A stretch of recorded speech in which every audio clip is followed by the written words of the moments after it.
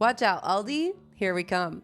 Today, I am on a mission to show you that you can feed a large family high-quality food and still not break the bank or spend hours planning how to get it done in the process. We're gonna shop together, gathering everything I need to feed my crew for a week. The plan is to stick to an average cost of $1 per serving.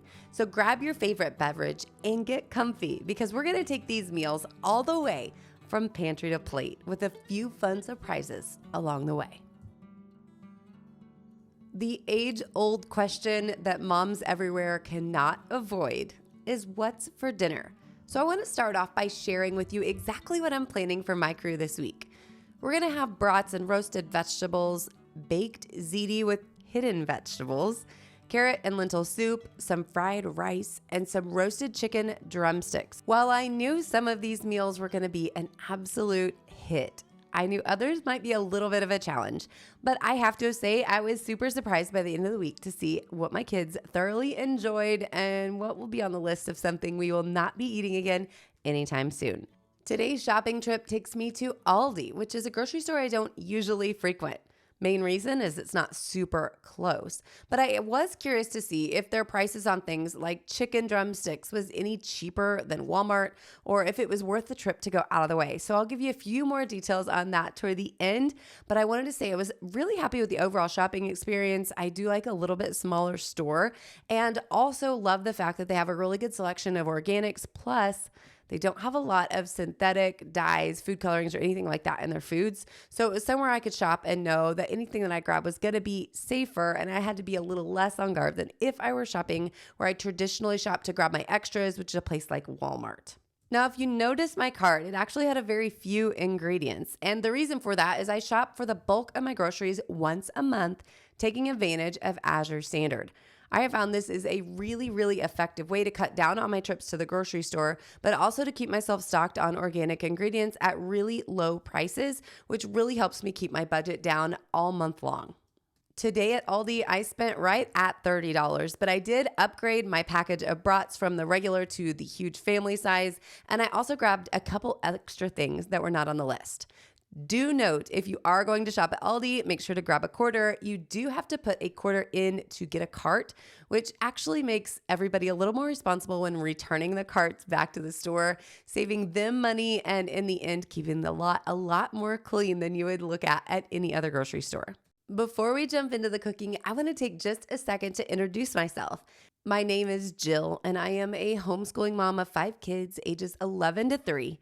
And I hope that through this channel, I'm able to share with you that you can really take control of your kitchen as well as your budget and make delicious meals for your family without breaking the bank or spending all day in the kitchen.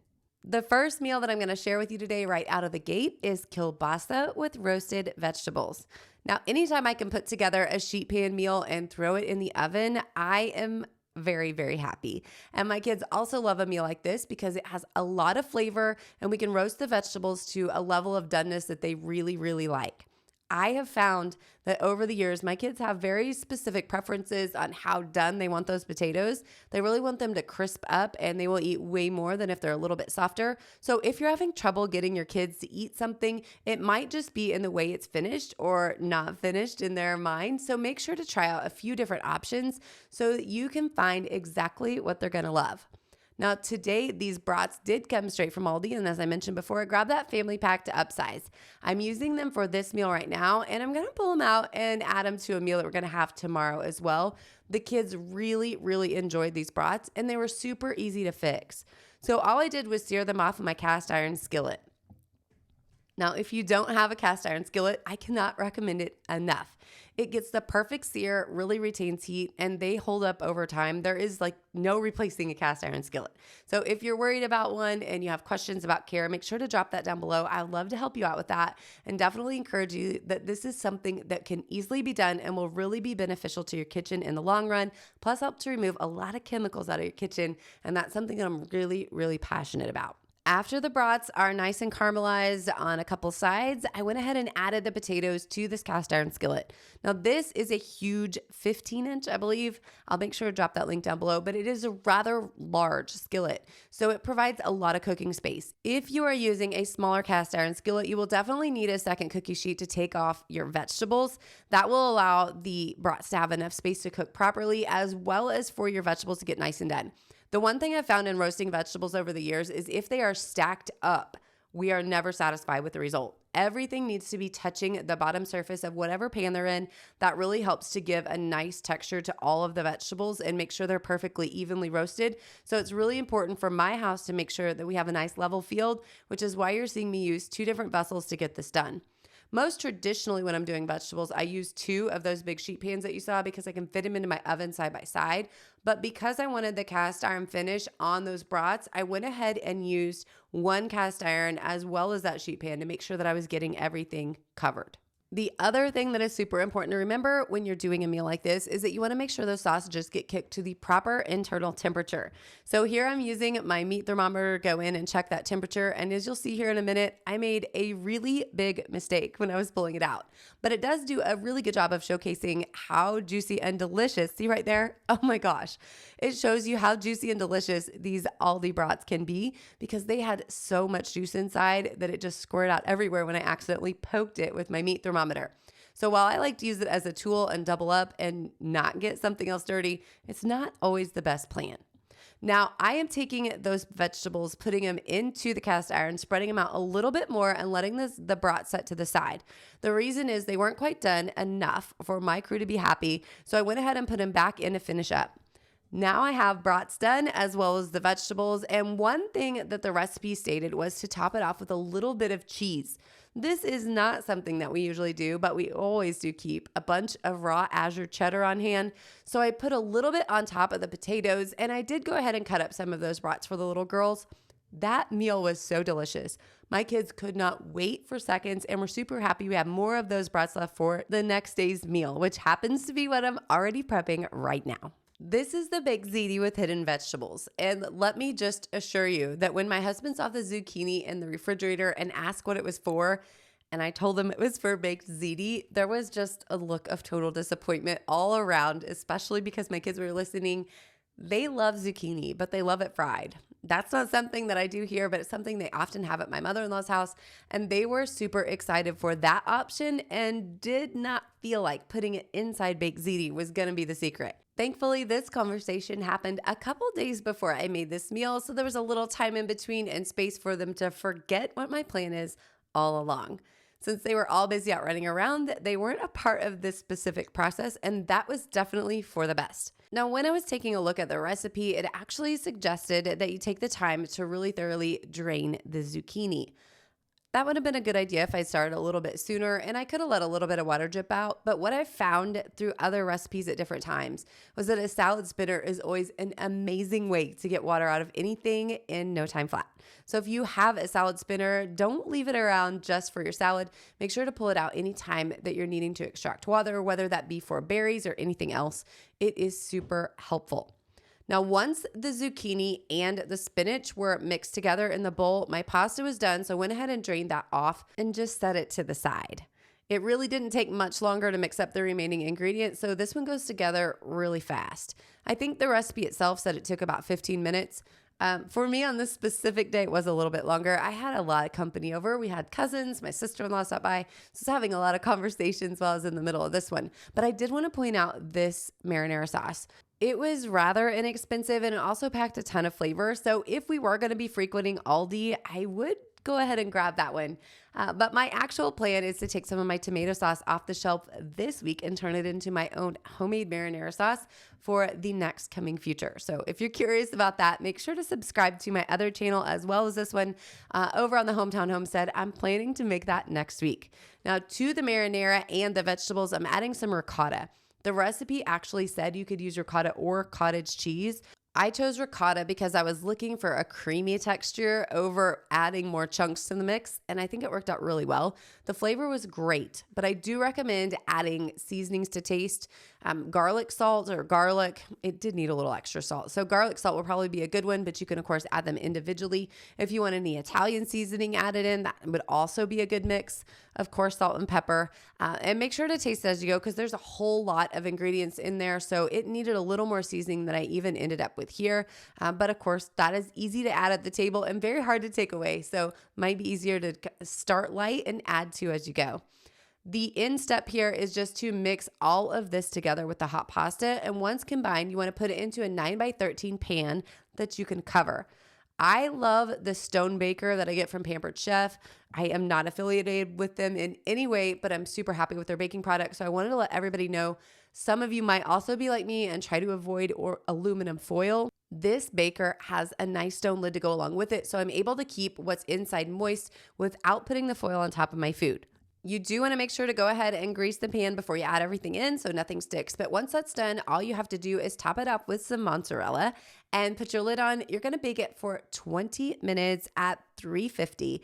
After 20 minutes, remove your lid, bake for another 10. And that should give you a nice crispy golden brown topping. So everything is delicious and bubbly and ready to go. Now, thinking back to the beginning of this meal, you might remember that I did start some brats on the stovetop. My original plan was to chop them up and mix them in to add a meaty portion to this meal. But then I realized that some of my people might not like it covered in sauce. My husband specifically isn't always a large fan of marinara, so with this being something new, I wasn't sure how that would go. So I decided to leave those whole over on the stove and let anybody that wanted to go for one either add it to their bowl or just eat it on the side. Now, there were 5 left. Those went so fast. Everybody loved them. And I will say that once I cut it up and add it to my bowl, I really felt like the meal was really nicely finished. So for us, that was definitely something we would be doing in the future if we choose to move forward with this meal. I do think you can easily hide zucchini and spinach depending on your crew. I know getting kiddos to eat vegetables for some is a real life struggle, and this one would definitely help you out with that. And speaking of real life struggles, I feel like we need to talk for just a brief minute about how hard it is to keep a stove clean when you're busy all the time cooking at home. Now, what I have found is that there are a ton of cleaners out there that will work, some super harsh that will take it right off. I'm avoiding those here at my house. So what I found that works super well is a razor blade. I do usually spray it down with a little bit of cleaning spray first. I love the one from Branch Basics if you haven't tried that before. I love that concentrate. But afterward, I just take a razor blade, gently scrape up what is stuck, and then give it a good wipe down again with the same cleaning spray at the end. What I've found is that this takes minutes to clean the whole entire stove, when previously I have spent hours trying to scrub with different, even baking soda and vinegar concoctions. Now I save all of that time, grab the razor blade, and I'm done in minutes. And to answer the question I know some of you have on your mind, yes, you can do this with a glass stovetop. Regardless of your style of cooktop, the secret is to make sure that your razor blade is really parallel or at a nice angle that's not going to scratch the top. When you get it down really low, you will find that the nastiness that's stuck to it actually comes up very easily and does not damage the top. Go a little bit slow in the beginning, you'll get the hang of it, and then you'll know exactly how fast you can take it and where you need to be cautious. Corners are a little bit more difficult, but definitely worth it to spend the time with a razor blade over leaving it gross, which is one option, or 2, using a whole bunch of really harsh cleaners and hours of your time to try to get it clean. So I hope that helps. And now I want to jump into the third recipe of the day, which is one of our all-time family favorites, quick, easy, and ready to go, which is fried rice. Traditionally here at my house, I make fried rice anytime I have either A, bunch of leftover rice, or B, a lot of leftover meat from something that we ate earlier in the week and I'm not quite sure how I want to recreate it. What I've found is that cold rice seems to work the best and prevent it from making a sticky, nasty mess in the pan. On this specific day, I didn't have any leftover rice. So what I decided to do was go ahead and make up a batch at lunchtime when my crew was all in the kitchen and we were busy anyway. This allowed it to have the afternoon to cool off in the refrigerator, and then it was ready to go before we needed to cook it for dinner. Anytime you need a very full protein-packed meal in no time flat that is not going to break the budget, you need to add this one to the list.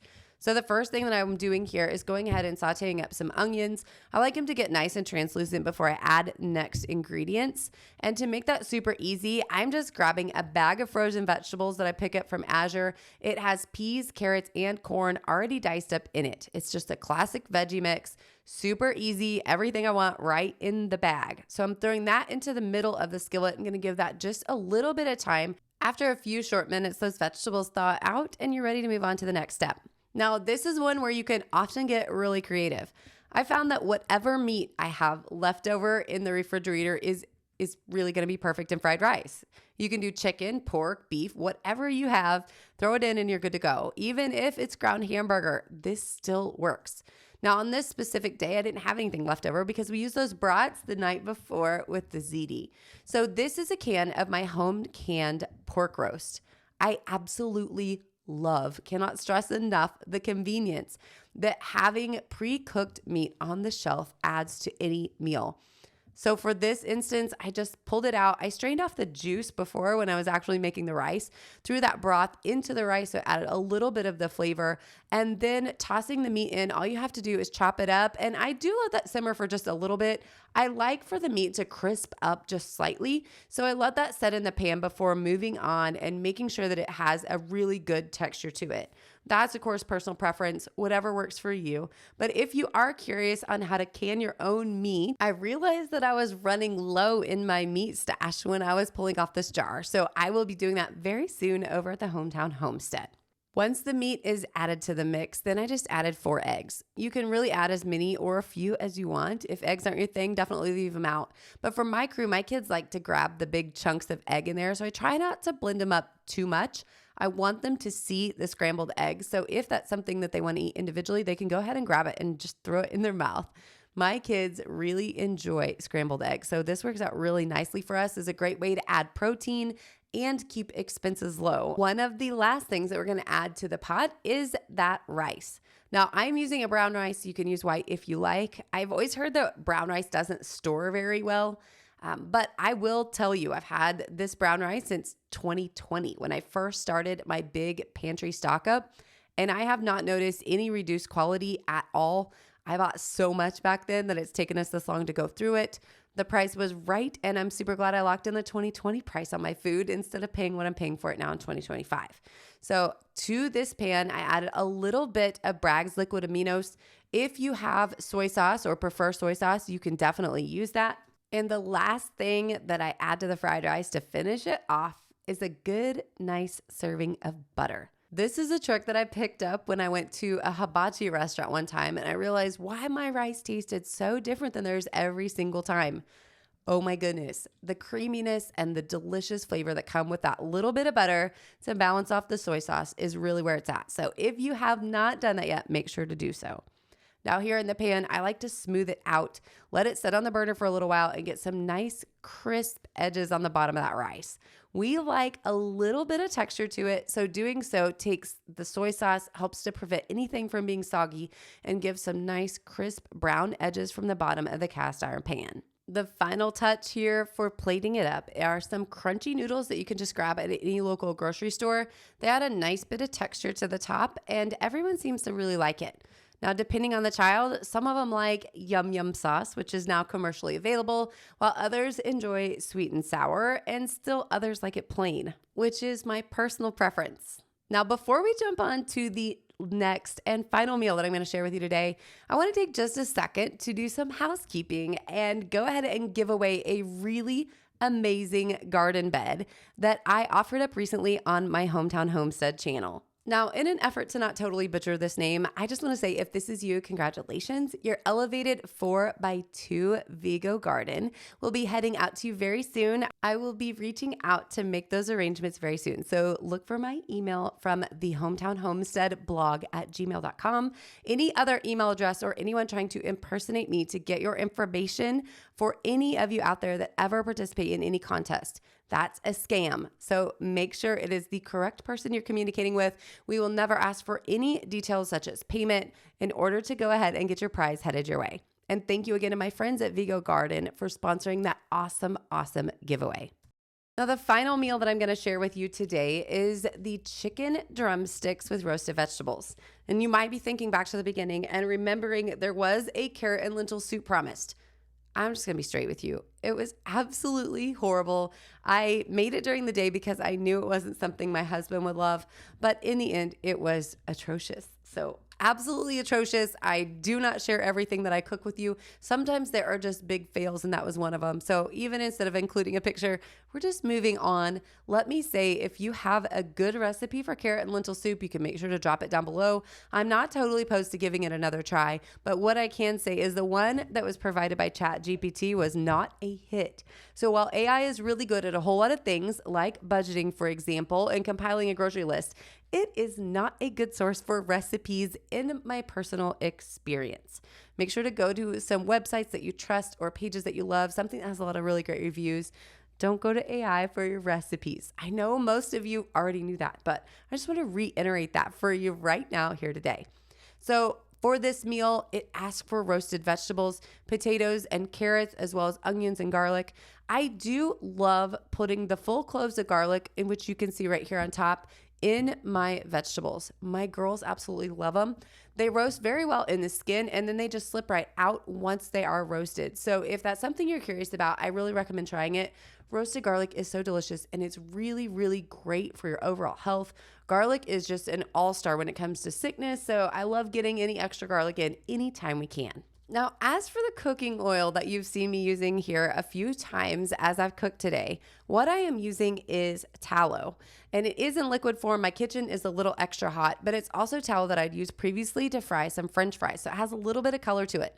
The really cool thing about a product like tallow is you don't just have to use it one time. So while I can get so much use out of this one thing, I don't have to continue to purchase something like olive oil or even avocado that would be more of a one-time use type product. Now, of course, after I'm putting it on the vegetables, that is the end. But this tallow is actually a byproduct of the half beef that we purchased to feed our family about a year and a half ago. And I'm still able to use it for cooking oil today. So anytime I can take something that would be an expense for my family and either make it at home or find a better way to do it, I'm going to do it. And let me just tell you, you will not be disappointed in the flavor if you make this change. Even if it feels like something that you're not quite sure you want to jump on right now, I can promise you the water is warm, the tallow is delicious, and it's super easy to do if you want to render your own at home. If you're curious about that, I'll be doing that again soon because after a year and a half, it's finally time for us to refill our freezer again. So that'll be coming really soon. So as for the chicken, typically we are a thigh family, but ChatGPT suggested for budgeting purposes to grab the drumsticks. They were cheaper. It was about $4 cheaper for the family pack of drumsticks than it was for the family pack of thighs. So they're both dark meat, which is what my family prefers. And that savings was really worth it. So for us, that's something we'll be doing again in the future. But the big question is, was it cheaper at Aldi than it was at Walmart? The answer to that is no. The Walmart price is currently $1.17 a pound, whereas the Aldi price was $1.19 a pound. So is it that big of a difference? No, it's not. But is it worth an extra trip for me to drive over there just to get a few ingredients that might or might not be a lower cost? Not necessarily. The overall budget on these meals did come out to right around $1 per plate, which is actually what my goal was. The other cool thing about it is I had a lot of scraps left over from the vegetables that I peeled. So I went ahead and took all of those scraps, put them into a freezer bag. Actually, this is one that works with my vacuum sealer. When I do that, I find that it saves me a lot of space and it keeps everything fresher. But I'm going to use these for stock going forward. So I love to make my own chicken stock, beef stock, and those kinds of things. And when you save the scraps from high quality ingredients, it adds all of the flavor without spending the extra money to repurchase those ingredients to add to your stock going down the road. Once I have this all sealed up, I just throw it in my freezer that I keep right here in the kitchen. I don't like a scrap bag like this to go very far, like down to my larger freezers. So keeping it up close lets me add to it as time goes on. And then when it's full, along with the chicken bones that we'll have left over, I go ahead and make up a big batch of stock. And that helps me stretch these dollar meals even further. I want to thank you for taking the time to check out my new channel here at Pantry to Plate. I can assure you that the huge majority of my followers are not already subscribed to this channel. So make sure to hit that like and subscribe. It really, really, really does matter. It helps new channels out so much for YouTube to see that you're actually engaging with the content that's out there, especially when your channel is as tiny as mine now is again. If you're curious on any of the recipes that you've seen here today, make sure to check the link in the description. If there is a specific recipe, I will make sure to link it. Next week, I'll be back at the Hometown Homestead restocking those canning shelves. But until then, I hope you've enjoyed your adventure with me, from pantry to plate.